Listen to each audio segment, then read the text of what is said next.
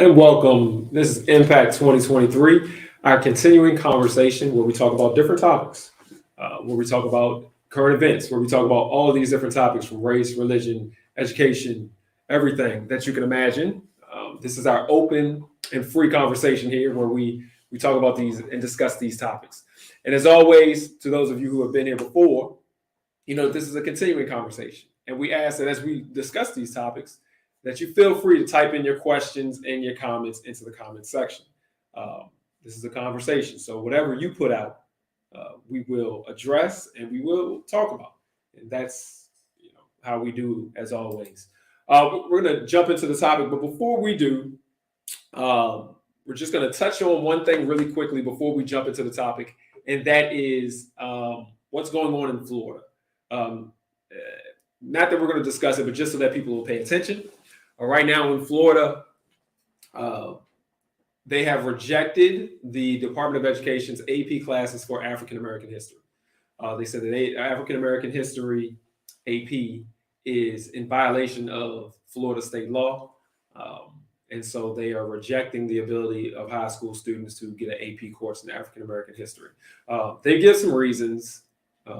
Their reasons are around, CRT, Black Lives Matter, because there's a part in there that references queer history. So throughout the whole curriculum, they've pointed those things out and they've rejected it. That's an issue. Please note that there is an attack on being Black, especially in Florida. Whether you agree or disagree with the specifics of the AP history class, it is when you do these types of classes and things like that, it is a process. So all of the topics are not going to be addressed in all the classes, and all the topics is a fluid situation, as this AP African American history has not been done before. So just keep that on your radar. I want you to be engaged in that if you can. If it's an interesting topic to you, it is to me. The fact that they rejected that. All right, so let's hop into what we're going to talk about today. And what we're going to talk about today is TikTok. For those of you who don't know, TikTok is a social media app.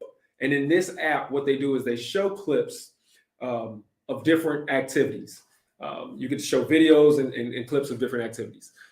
Here in the United States, because it's an international app, here in the United States, TikTok is mostly known or famously known for TikTok dances and TikTok challenges. These are videos where people get on and they start dancing. And then, quick little dance videos, and other people try to emulate those same dance moves. Also, it is known for challenges. There's TikTok challenges. Those are little quick challenges that oftentimes they raise money, where they are trying to get people to do something. Ice bucket challenge, where you put ice on your head to try to raise money or raise awareness for a particular thing. They can have food challenges where you challenge yourself to eat a hot pepper or different things like that. And so they're known for little cute, small clip videos. That's what TikTok is. It is a Chinese app. And this Chinese app was developed in China and put out through the world.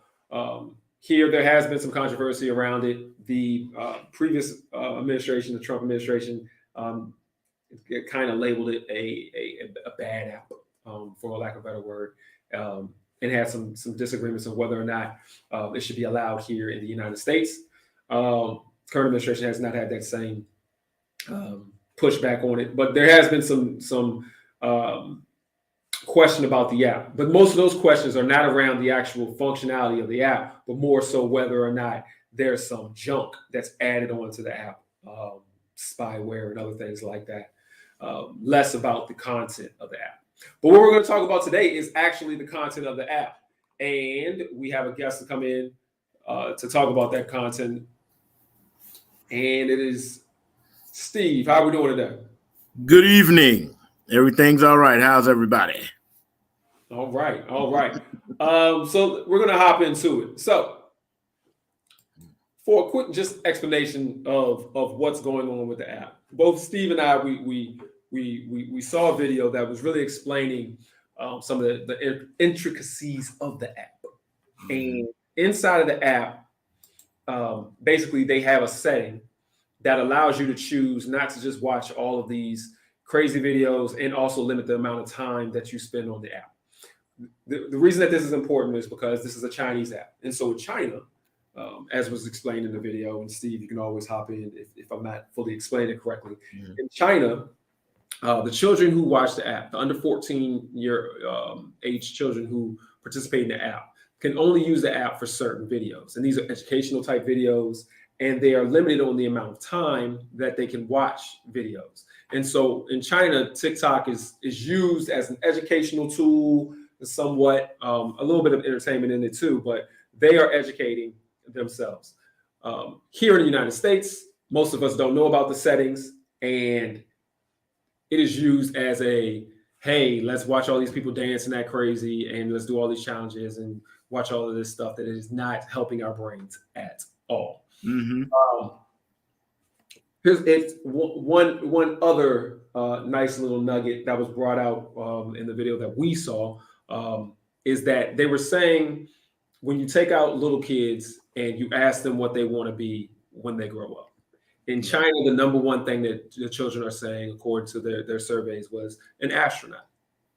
And so you do a straight line connection to, all right, we're making our children see educational content, and the things that they see make them want to aspire to be an astronaut. However, here in the United States, the number one thing that children want to be is a social media influencer, a social media star. They want to have a YouTube page or a Facebook page or be a TikTok star. That is our number one thing here.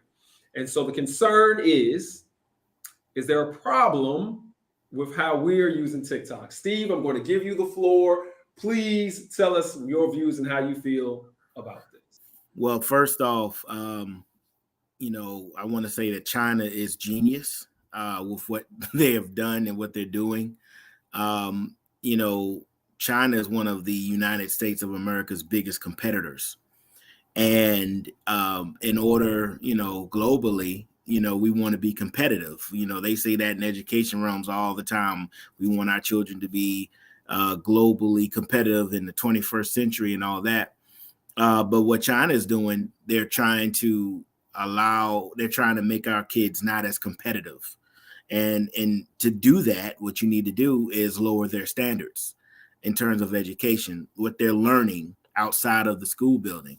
And we already have enough issues as is in the education system here in the United States. So, what China's doing, they made this app and they know the way social media is over here, in the United States, that kids are going to jump at anything that's trending. So, TikTok is,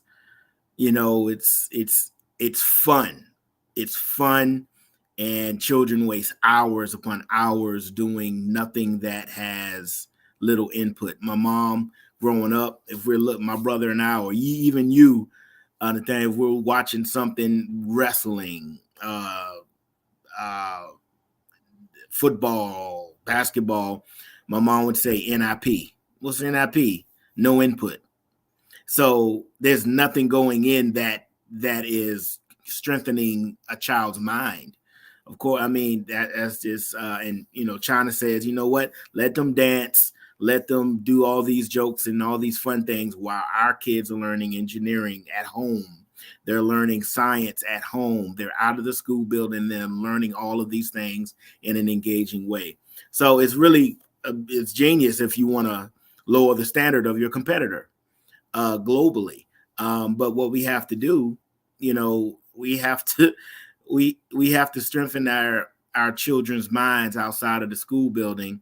And, it starts with, I'm an educator. I always say this, will forever say it. It starts with the parents, starts with the home.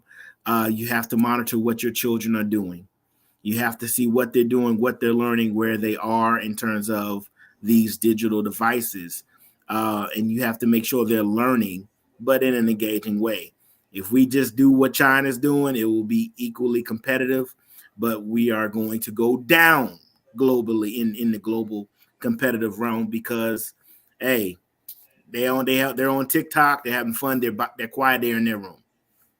You know, whereas I was forced to read. Where's your book? Oh, turn the Nintendo off. Right. And that's just how it is nowadays. Now, I'll tell you, here's the pushback: is that people are saying the creativity aspect of it. Mm-hmm. What TikTok is allowing people to do is to be creative, and let's not just beat up on TikTok. All right, we're talking about TikTok because that is the one where you have the settings, and it's a stark difference between it being educational in one country and not.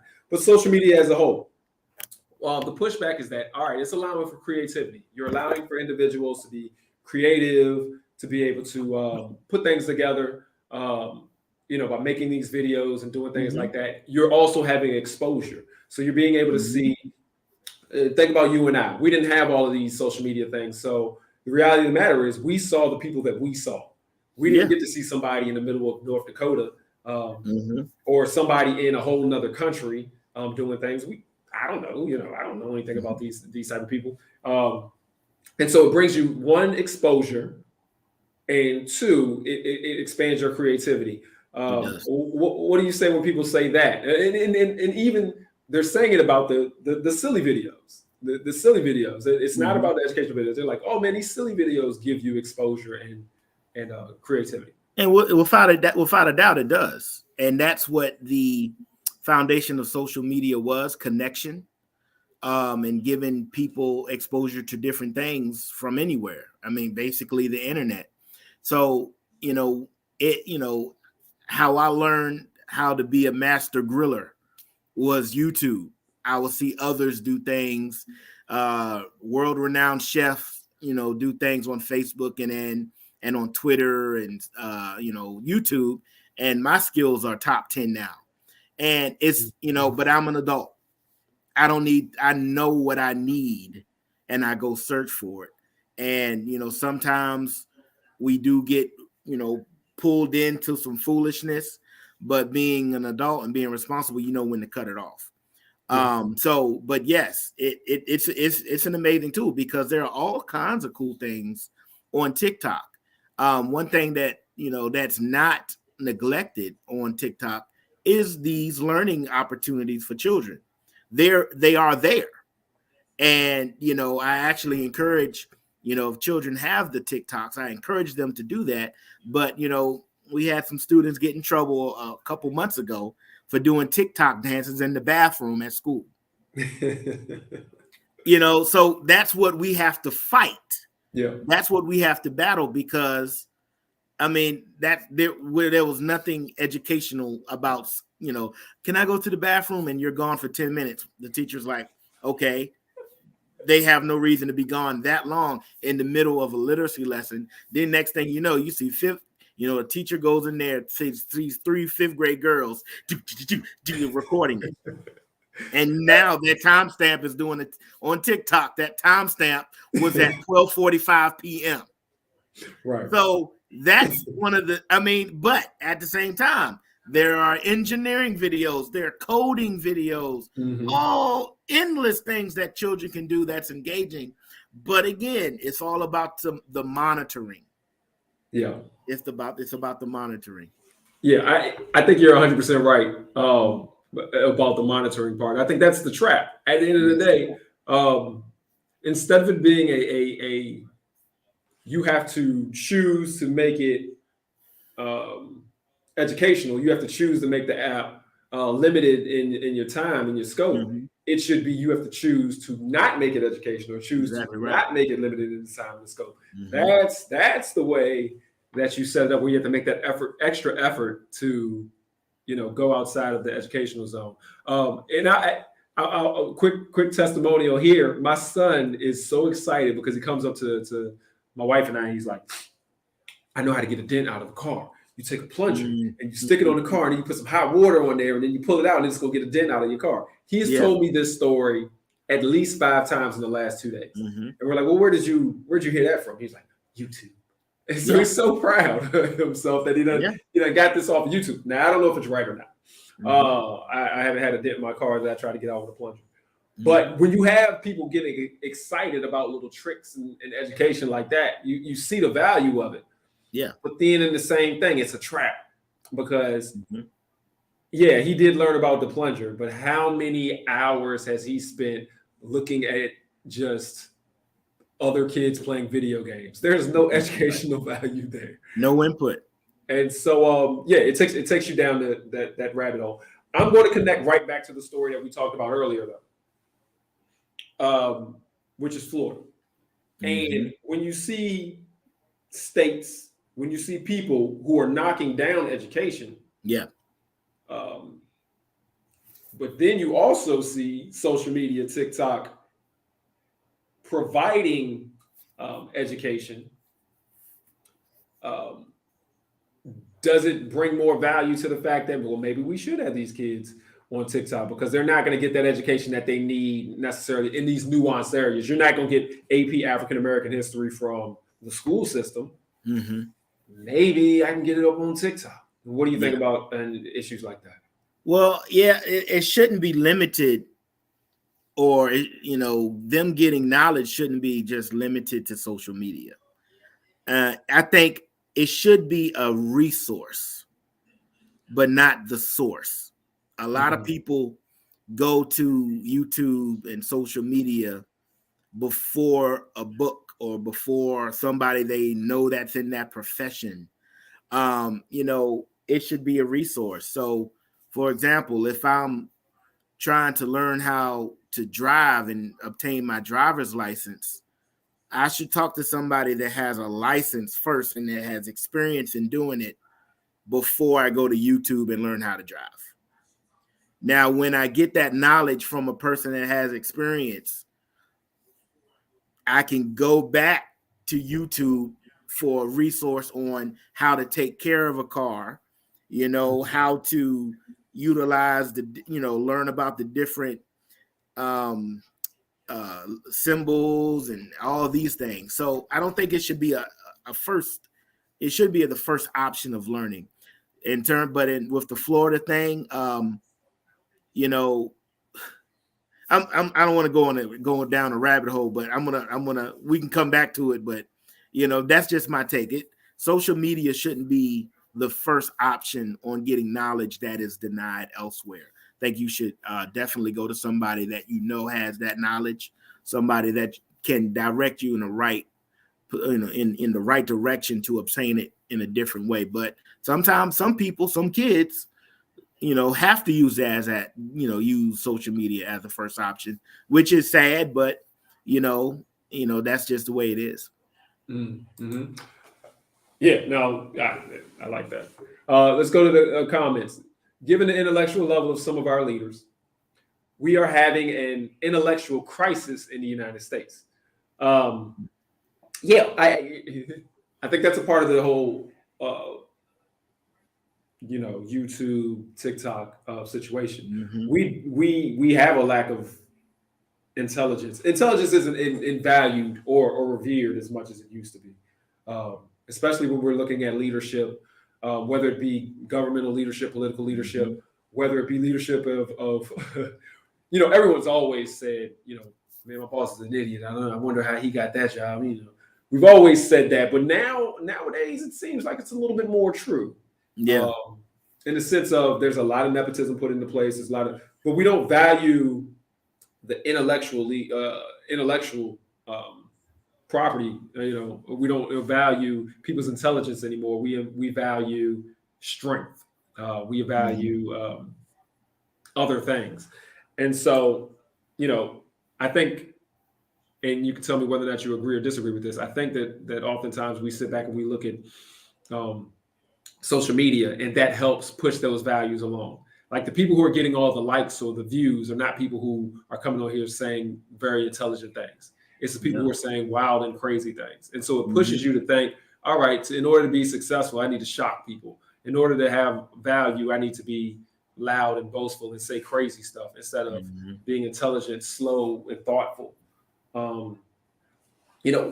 So to you, I'm saying, how do we combat that? What do we have to do? Do we need to go out here and everybody needs to make YouTube videos and TikTok videos? Let's show how smart we are, and do nerd videos. Or what do we have to do? Is that a marketplace that we need to compete in, or is it just Nah, we leave it to what it is, and then we just try to educate people the best way we can. We have to educate people the best way we can, but we also have to put more of an emphasis and priority on the education system.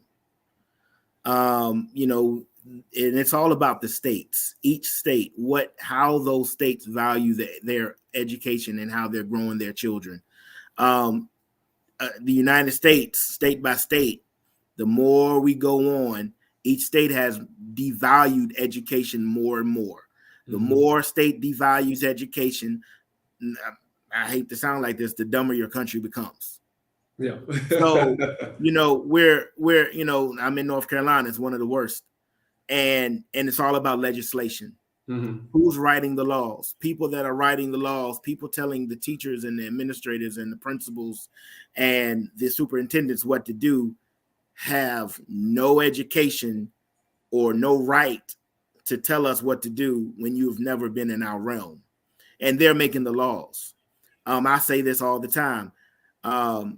You got to vote, and you got to know who you're voting for, because the people that you're voting for don't value the public school that your kid's going to, because their kid is in a private school. Right. So they don't care what's happening in your building and how your child's getting educated, because a lot of these people, a lot of these politicians are about self and power. And how to, you know, the people that have the power, they don't want anybody to be on the same realm of education because they can lose that power. So what do? You try to dumb everybody down. They want to dumb you down. Oh, if I dumb this group down, or this subgroup, or this person, these men, these women, they cannot combat with my political standard because they don't have the education to. So these people are always in power telling us what to do.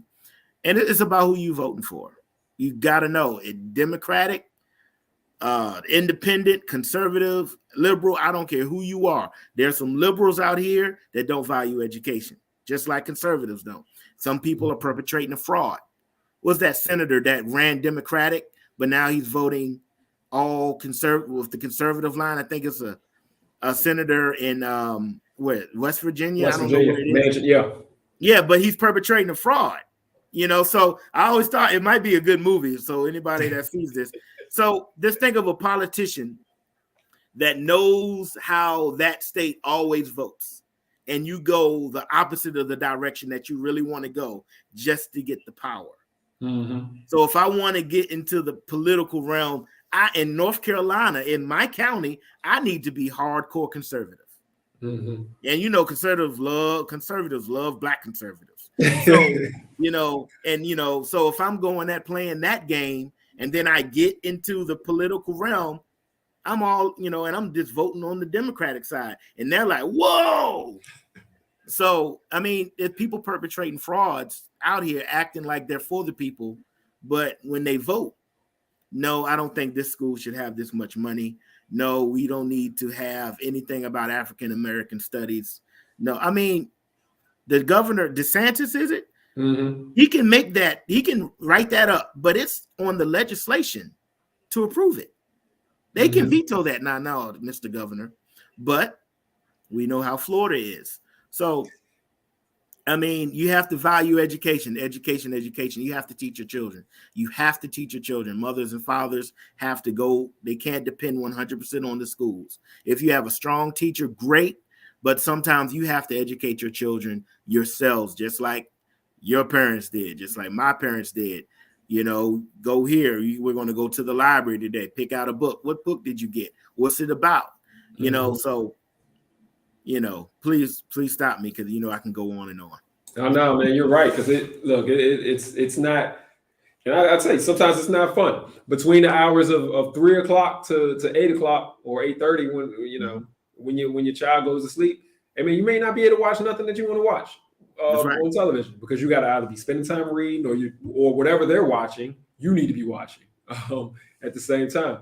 So yeah, that's a sacrifice you got to make sometimes. Going to a comment. The problem with getting information off social media is determining what is true versus a lie. What's real versus something fake. And that is a trap. And then another comment: some of the population have a niche for the World Wide Web. and lack the practical skills to determine what is fact and fiction. Similar comment due to social media and what they're watching. Is there anything we can do about that from your perspective, and especially because you know, again, as an educator, you come along with a lot of children who may say some craziness that they done picked up online. Is there anything we can do to combat that? No, and I think about it even from the church's aspect. Man, there is some nuts out here. Just be plain in my language. There's some nuts out here who get some crazy ideas about what it means to be Christian, what it means to be in the church from the internet. And you're just like, well, what? Is there anything we can do from your perspective? What can we have to bring? We have to combat that with the facts. We have to use the facts, and we have to, you know, when people question our facts, we have to be able to back it up and verify it. Every time I do with my children, you know, with my students, I'm a technology / music teacher. So when we're doing the technology stuff, I always do, you know, digital citizenship, how to be safe online, what websites to trust. Do you know if this website is secure? And one thing, when I teach them how to teach them how to do appropriate searches, I tell them to stay away from Wikipedia. So I tell them to stay away from Wikipedia because I tell them anybody that wants to add something can add it without it being verified. So you can read up on all this information about whoever you want, and it might be false. So you have to be able to verify it. And I also tell them, you know, social media is not to be trusted all the time. And I tell them that you can get on social media and do these fun things, but when you're looking for specific information, it has to be verified, and you can't trust everybody on the internet. So again, education. You know, we didn't grow up when we were 8 and 3rd grade. We didn't have the internet, and our teachers didn't have to fight this because we had something called the library. And so we had to go read for our answers. We had to use the history books. We had to use the math books. Now, I mean, you know, the time for books is over in the educational system. Everything is digital. You know, so, you know, we have to just bring the facts to our children and to everybody, actually, not just kids, to the adults, because a lot of adults out here are naive. Oh yeah. I definitely agree with that. Another comment: the fall of every great society is followed by a dumbing down of the leaders and the people. We, the United States, is falling. So there's a thought process there. Back to the video of what was said when the gentleman was going through and they did the survey, and they said, well, you know, the kids in China want to be astronauts, and they said the kids in the United States want to be social media stars. He said, I could guarantee you, let's do about 3 generations. I can tell you exactly where this country is going. We have 3 generations of this continuing, where you just have the majority of people want to be a social media star, and the majority of people over here trying to be an astronaut. I can tell you where these societies are going. So this comment as well, the dumbing down. Are we in trouble in that? And as that time runs, I just really want you to answer that. Are we in trouble? We are in trouble. We're in a lot of trouble.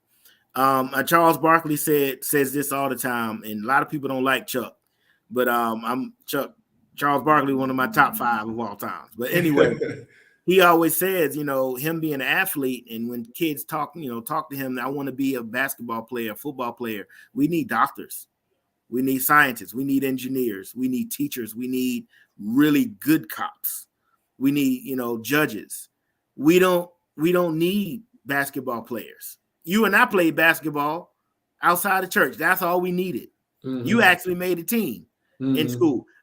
I was good hooping for 30 minutes once a week, and then I got back on my trumpet and my drums. And then my trumpet and my drums got me through school. My trumpet and my drums allowed me to get my teaching license in music, and now I'm here studying to be an administrator. Right. So it's a reality-based situation where we have to tell our kids, this is a reality. This can happen. Now, if you got a LeBron James in your house, great. Yes, he can make it to the league. But Nathaniel and Steven, no, we have #no chance in anybody's football league. Right. but we can get our fix here for social purposes. So we have to tell our kids, hey, you can be an influencer, do that for 10 minutes a day. Hey, but you got to hit these books so you can get this engineering degree. You know, you can do something you want to do socially and as a hobby. But in terms of, you know, people are trying to make careers out of something that should be a hobby. So that's why we're failing, because the hobbies people are aiming for their careers when it's not their calling. My calling is not balling out. It's not. You know how trash I am. You know, by personal experience. But I love watching it, and I can tell you how to do it and not do it. But my passion is making sure our next generation cannot fail, like the comment said. We have to push these children in a direction of reality and love. Like, we got to do it with love. Like, you can do this, and we got to tell them they can't do that because they just don't have the skill. Yeah, look, you said it. They used to say it on Street Talk. It was like, man, don't make your side hustle your main hustle. You need to make your main hustle your main hustle. Don't get that's how you get out of whack. So for those of y'all who didn't understand what that meant, you know, don't make that your hobby your job when your job, you know, you need to keep it in order, keep it in line. That's a good way to say that thing. One other comment. I think the news is a contributor as well, and they seem to focus on the negative. Yeah. Yeah. We're out of time, so we're gonna roll out. But I'm gonna let you go out on that one. That the news, and not even just the news. We're gonna say the news and just people who just contribute, you know, to this whole thing of news and media, whether it be podcasts or radio shows or whatever. There's a big focus in on negativity, on everything that's bad and everything that's wrong. Is that a problem? What do you think? It is a problem. It is a problem. I got a really good example. At the beginning of the year, you know, one of the Charlotte Hornet players, James Bouknight, he's a sophomore, second year player. Doesn't get a lot of time, but he's really good. He just needs to, you know, get shaped into a better player. He was pulled over for a DUI, I believe, earlier this year before the season began. And before that, he came to our school and gave over 100 book bags full with art supplies to our kindergarten and first grade kids. Right? So, you know, I'm talking to somebody about the Hornets because, you know, that's my team. And, you know, so, you heard about Bouknight and what he did, yada, yada, yada. So all that was plastered everywhere. Right? But what he did for those children wasn't. So the negative, that's a story that people want to talk about, but he doesn't want to. I mean, out of his own pocket, they don't want to talk about them book bags, and those art supplies to kids that can't afford all that stuff. So the media does control the narrative, and you know, we have to be smarter than what's being presented to us sometimes. You know, you have to know the facts. Okay, should he have, I mean, drinking and driving, he shouldn't have been doing it, right? Okay, but why can't you talk about what he did for these kids? Why doesn't that, you know, he didn't hurt anybody. It was no accident. Nobody was hurt. It was nothing like that. But why is that getting more play than him donating and giving time and sitting with those children and, you know, spending time with them and sharing some of what he has with those kids? So it's definitely we have to control our own narratives. Parents have to talk to the kids. You know, sometimes I cut the news off because no news is, you know, bad news is not always, you know, what we want to see. It's the reality, but there's something good too. There should be more good being portrayed. I always say there's more good in the world than bad, but bad sells. Yeah. And fear sells. Yeah. So when there's something going bad in the world, we want the people scared. And you know, that's just where we are. But you know, if you know Christ, you know who you are, whose you are, you'll be all right. Yeah. All right. Now, hey man, you look, you said it good there. There's nothing else to really say about that. You're right. Let's highlight this good news. Yes, indeed. All right. Well, I want to thank you for joining us. We went a little over on time, but this was a great conversation. So I think that's okay. Thank everybody for these comments. Everybody who's participating, everybody who's watching. Please feel free to join us again next week, 8 o'clock, same place on YouTube, Facebook, or the website. This is Impact 2023. Have a good one.